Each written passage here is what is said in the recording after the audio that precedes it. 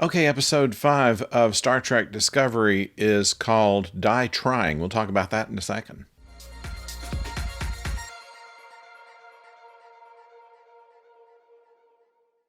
Hello out there, I'm the oldest nerd, and in episode 5, Die Trying, we have finally found Starfleet headquarters. It is in a very hidden part of the galaxy, thanks to Tal, who, through her restored memory, has been able to give the coordinates of Starfleet headquarters. The ship spore jumps there, and they are behind what they call a distortion field. I think because probably calling it a distortion field instead of cloaking device, because they didn't really have that term until the Enterprise incident later on. So this is something that they're using, I think, just to be careful with canon. At any rate, they find Starfleet, which behind this cloak, they have 38 ships and pretty much a single space station that is there with what is left of Starfleet. The Admiral Vance, who is the commander-in-chief of Starfleet, is not particularly happy to see them, reminding me a little bit about Buck Rogers in the 25th century. Now that was a terrible TV series with Gil Gerard, who's an okay actor, but I mean, it was a bad, cheap, plywood set-looking series that was made during the early 80s or late 70s. And at any rate, they had the same kind of distrust of Buck Rogers at the very beginning, too, thinking he was some kind of spy. And this is kind of what they're thinking about with the Discovery crew, in that, they travel 1,000 years into the future. Do they really have the best interest of Starfleet in mind, no matter what they say? And so Vance is understandably reticent to just hand over all the state secrets to them, despite the fact that what Burnham wants to know more than anything else is what happened during the burn, what caused the burn. At any rate, we don't hear much about that, at least not yet. But after convincing the Admiral not to break up the crew and reassign them and put a new crew on Discovery, and just, keeping Stamets on to power the spore drive, talked out of it by Saru and Burnham in order to help for an epidemic that there is only a cure that the Discovery people can think of, because, of course, that is they're able to get to this point that they need to, which is a seed ship that the Federation has kept for 1,000 years. And I imagine it switched over from ship to ship over time. But however it is, they keep a supply of seeds in the same way we do on Earth. There are 2 big seed storage areas. One is in the Arctic, I think, in order to preserve our plant life that might be destroyed through some pestilence of some sort. So anyway, they're able, of course, to jump right over there, and they find that the people who were watching it happen to be part of the Barzon race, which is what Lieutenant Nan is a member of. She's has to have, the breathing apparatuses on Discovery, and doesn't have to have them here. And without getting too far afield, we just want to say that they ended up with the seeds that they needed, were able to spore back to Starfleet headquarters and cure the disease. No big surprise there, and also kind of gain at least provisional acceptance by the Admiral, who says that still, we'll keep the crew together, but Discovery still needs to obey the orders of the Commander-in-Chief. So that's what's going to happen there.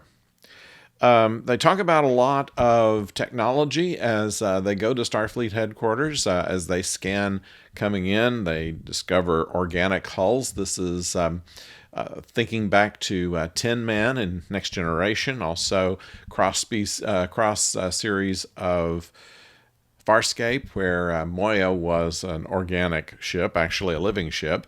Same thing for Tin Man, actually.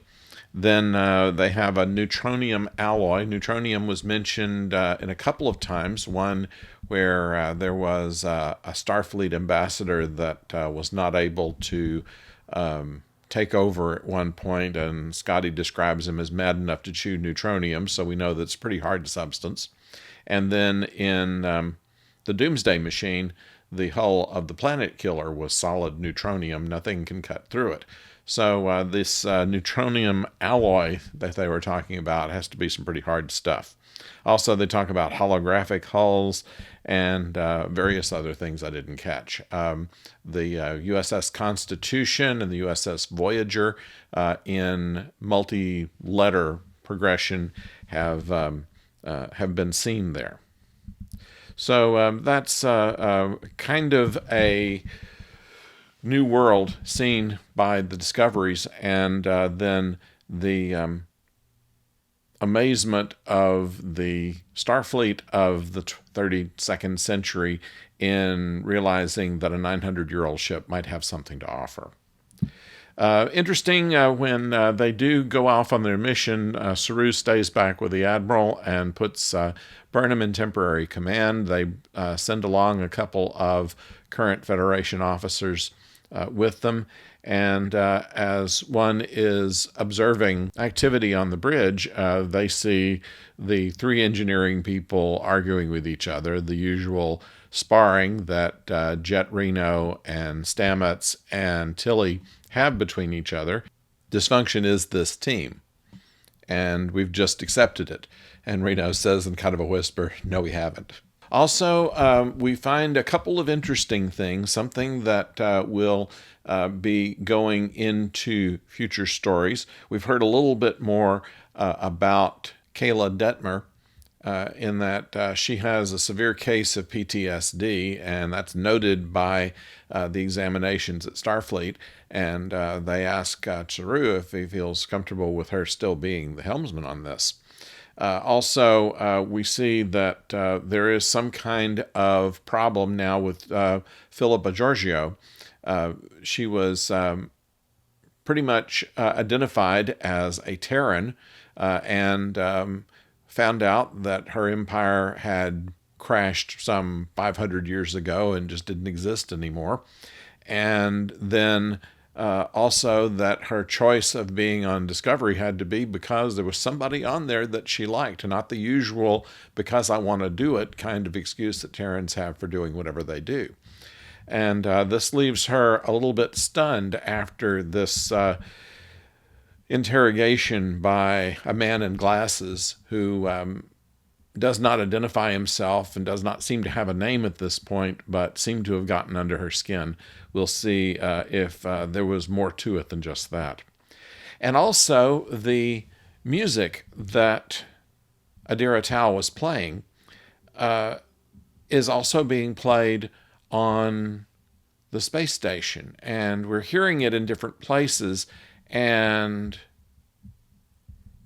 it apparently has some significance that they just haven't told us about yet, and the Discovery crew is becoming a little suspicious of that. There may be some things hidden in Tau as well that we don't know about. So an interesting show. It's one that bears a number of rewatches just to catch a lot of the tech, the ships they talked about, the situation with the music, with Georgiou, with Tal, and with the Admiral and the Starfleet people that we meet in the 32nd century.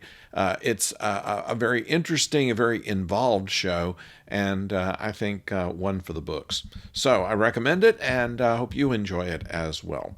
Meantime, go to your comments and let me know what you think about it. And if you haven't subscribed already, please do so. We'd love to have you along with us, and ring the bell so you know when the next video is coming out. So until next time, don't go far.